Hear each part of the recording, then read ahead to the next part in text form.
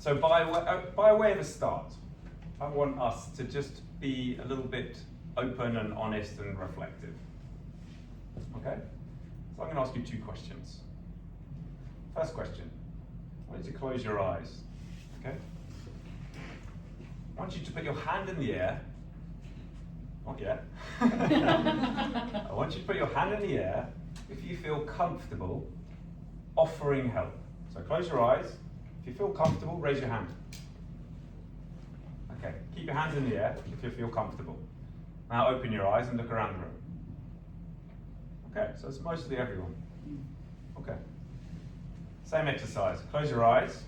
Raise your hand in the air if you feel comfortable asking for help. Okay, keep your hands in the air if that's the case. Open your eyes, look around the room. Okay, this exercise was simply a way to highlight to all of us and to myself that a lot of us feel so much more comfortable at offering help than asking. Okay, a brief bit of background. So, I'm 52 years old, and ever since the age of 5, I've realized I've rejected help. I've pushed it away. I've told myself, I'm okay, I don't want to be a burden, I'll manage. And then 4 years ago, I completely changed. And since then, I've gone on this journey exploring the ways in which we can transform not only our worlds, but the worlds around us by becoming better at asking for help. So, I'm the founder of The Gift of Help. I'm a personal and team coach with Simon Sinek's Optimism Company. I support dozens of leaders, individuals, and teams, basically around trying to get better at asking for help. And my goal is to really spark this courage, the connection, and the clarity around asking for help, and this being a way that can transform us in so many ways in our lives.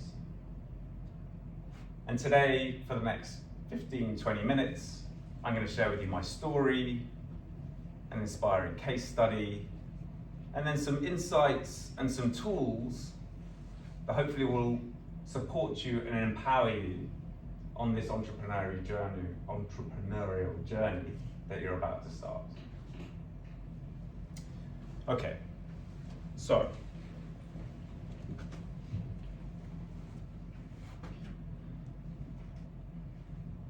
why am I doing what I'm doing? Well, this starts, let me give you some background. So I grew up in the 70s in London. My parents had separated when I was 2. So it was just basically my mother and my elder brother, and we were this really tight unit. We really lent on each other and we really supported each other. And there was one morning in December when I was 5 years old, and I woke up, was getting ready for school. I saw my brother, he was in his Arsenal Football Club pajamas, and we walked into my mother's bedroom. And she was white as a sheet. And we discovered she'd passed away in her sleep.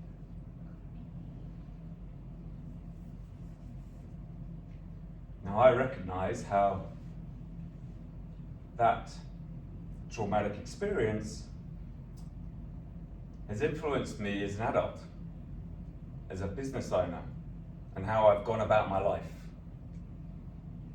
I recognize that I am fiercely independent and stubbornly self-reliant.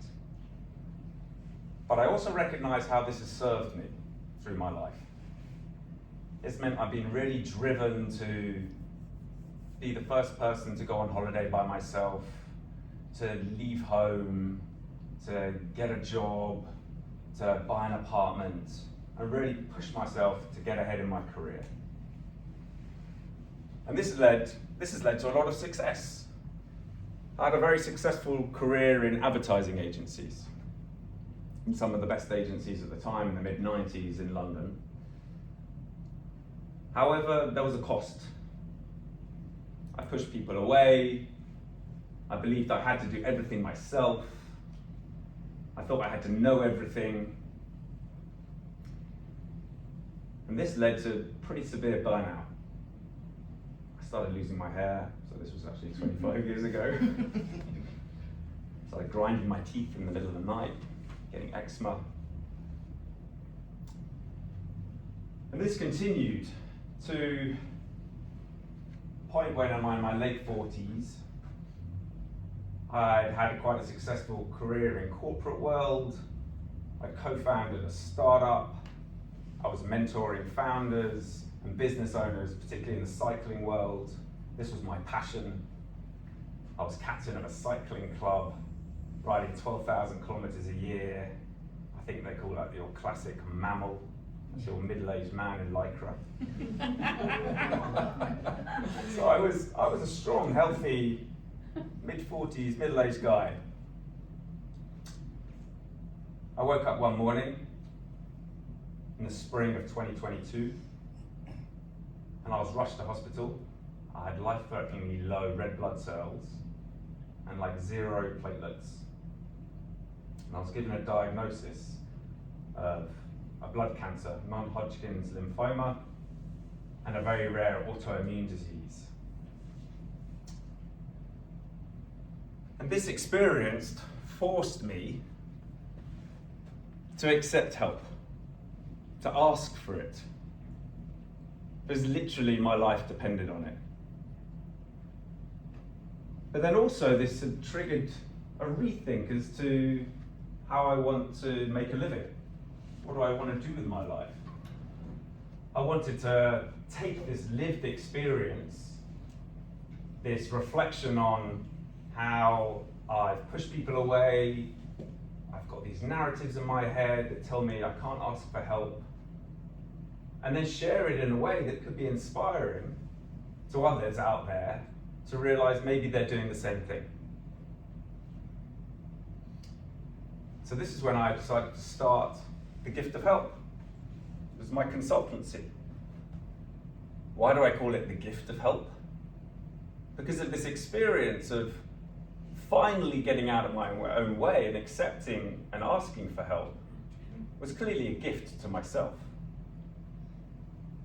But the penny dropping moment was realizing it's a gift for someone's help to be accepted, for them to offer help, because they get a lift, they get a boost. It's called a helper's high. So by asking, you're triggering a gift for yourself and the person that's offering. So how has this benefited me personally? Well, personally, I feel like now I'm living a life with a greater sense of purpose, in a way that I'm sharing my own lived experience in a way that can better serve others. And it can transform them to feel like they can also be living a life with more purpose, with more fulfillment, with more connection, with a greater sense of support. So now I just want to share with you one pivotal example of where I've actually pushed myself to ask for help and how it's really changed my life. So we're talking 3 years ago. And I was at this time of starting my business, my consultancy. And I was becoming this like voracious student around asking for help, what holds us back, what are the stories that we play in our head, and what are the tips, what are the tools that maybe are going to be empowering us to get out of our own way. And at the time, I was following, and I'm a very big admirer of Simon Sinek. Does anyone know who Simon Sinek is? What do you know about him, Ewan? Yeah, he gives great coaching, fantastic ideas. Yeah, I've tried watching as much as possible on YouTube, but that probably happens about once every 2 weeks. But Yeah. every time I watch, I'm just like, wow, okay. Okay, so he's a pretty inspirational. Inspiring, yeah. Okay, he's an inspiring guy. So sounds like a lot of you know him, but he's very much a thought leader in the world of personal development and the workplace environment. And he was someone that when I was listening to his own podcast, he talks about the concept of help and it being an act of service to offer it and it is an honour to be asked. So 3 years ago, I'm on a Eurostar from London to Amsterdam. And lo and behold, who's on the same train? Who do I bump into? Simon Sinek. So I'm in this moment of thinking to myself, right, I'm going to practice what I preach. I'm going to push to the side those stories in my head of like, well, he's probably going to say no, or he's too busy. And I summon up the courage and I go up to him and I ask for help. And I explain to him my backstory and this mission now that I'm on to transform us from a world of help rejectors to help receivers. And my specific ask was, can you give me some advice on how I might be able to turn this into some practical guide and movement that's going to serve as many people as possible?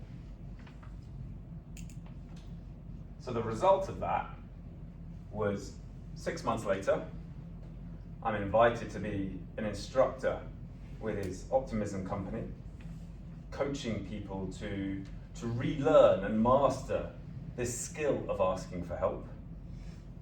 I've been promoted across his social media channels with millions of followers. One of the most humbling experiences I have to say I've ever had.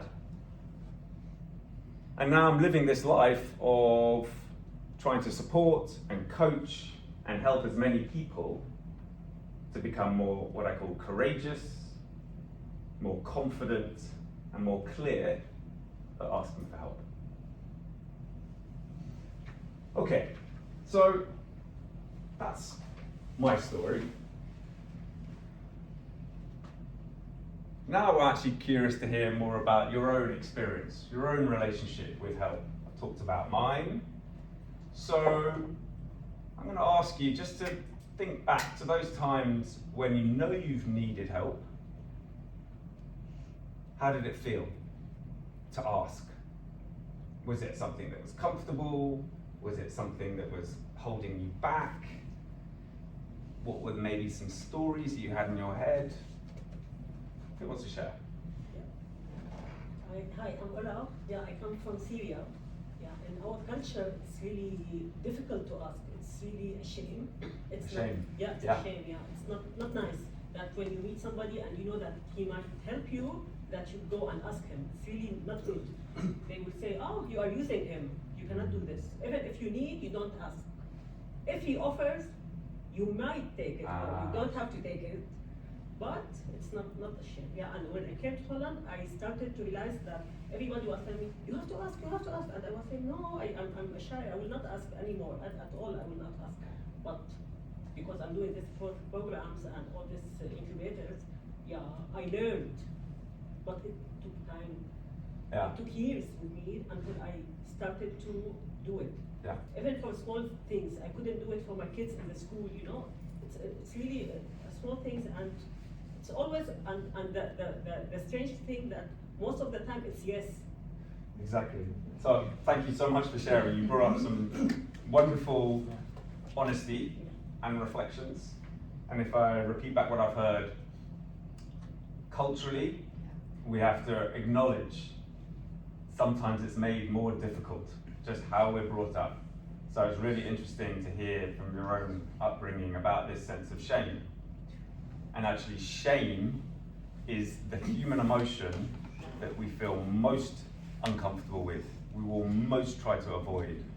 So if we put that into context, if we're thinking about an action that we've told ourselves is going to create shame, we will avoid it. Another point I picked up on here subtly was this: we're often having a different comfort level around asking for help in different parts of our lives. We're all we have multiple identities, right? So you could be a mother, you could be a business owner, you're a sister, you're a friend, and there are different ways and relationships we have with asking for help depending on the role we are in that situation. Okay, one other person, do they want to share? What's your experience? Hi, my name is Nava.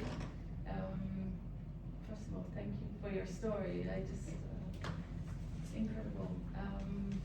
Yeah, I'm a single mom, and I live in Holland by myself. And when I got a divorce, then I was co-parenting, and suddenly the kids were half of the time with me, but I'm all by myself, and it was extremely challenging to take care of the kids, manage a career, manage a household, finances, everything at the same time, like juggling. And I've really, really struggled asking for help. I mean, now they're all 19 and 14, so they're like pretty independent. But when they were little, I found it really difficult to ask help. Can you describe, what was the difficulty? What was the struggle? Like I felt like that it was so much for me already to keep all the balls in the air that I felt like if I would ask for help, then they would expect something back from me. And at that time, I had nothing to give. So yes, I have all the benefits, and I've become an extremely strong person, extremely capable of multitasking many, many things on a high level. Yeah. So that's really amazing things that came out of it. But it was very challenging. I was all the time tired. I was exhausted. Yeah. I was feeling all alone, very, very lonely, all alone, abandoned, and I just didn't have the courage to go and ask for people for help. So, thank you for sharing. Again, thank you for your honesty. Yeah. And actually, one of the things we're trying to create here is a sense of vulnerability and openness and honesty, because these, in a way, you're starting to create the atmosphere for feeling safe to be asking for help, because, as we pointed out, it takes courage. It's not easy. I don't know about you, but sometimes it's very frustrating when people just say, just ask. Yeah. You're like, okay, do you know what's really going on in here that makes that difficult?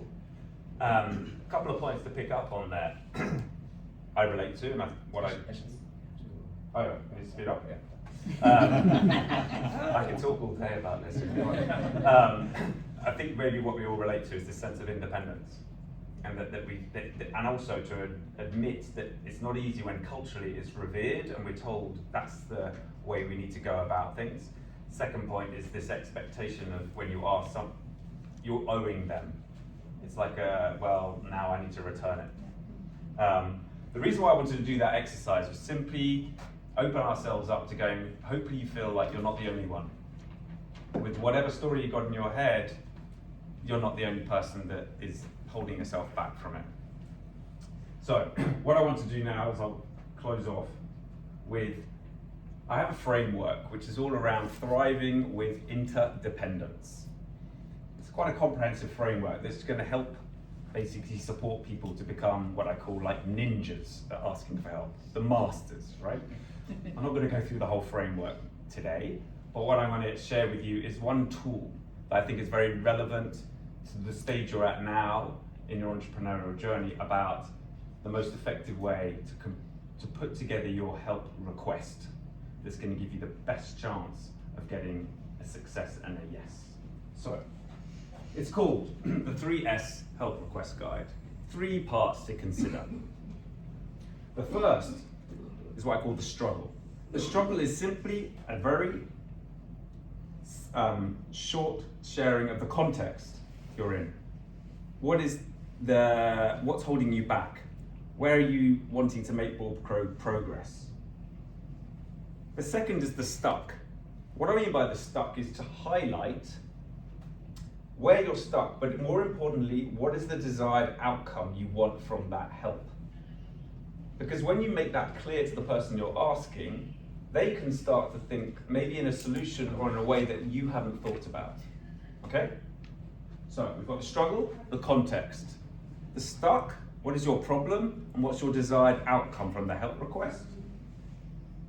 And the last point, if I was going to leave you with one tip that you are going to remember from this talk is when you make your help request, make it specific. Now, why is that so important? One, it makes you think, what exactly is the help that I need? What is the format that I'm trying to ask for help? Is it a 10-minute conversation? Is it a recommendation? Is it, I just want to talk out something that I'm struggling with? When you do that, you're empowering the person you're asking to then know what they're saying yes to and what they're saying no to.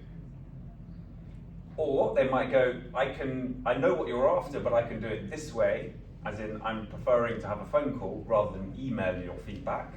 Or they might say, well, I can't do it today, but I can do it next week. But at least you give the context as to what you're looking for, and then the person can go, well, this is how I can then choose to help you. And this is fundamental, because one of the greatest insights about asking for help to understand is it's not about you. It's about the person you're asking. It's about appealing to their motivation. Because they're hardwired to help you, but you need to harness it in the way that they want. And literally you're providing them the gift of saying, well, I would love to harness that generosity from you. This is the way I would like to receive it, but please offer it in the way that is going to be most motivating to you. Follow these 3 elements when you're thinking about your help request, and you'll increase the chance of you getting the help and support you need. Okay? That's a summary. I can keep that up there maybe when we're doing the 1-minute pitches, if you want to refer back to it. This is some of my details as to if I'm practicing what I'm preaching, I'm offering, how can I help? Once again, thank you so much for listening. I wish you all the luck in the world on your entrepreneurial journey. I'm sure you're going to make some incredible impact and difference in your world. And thank you very much again.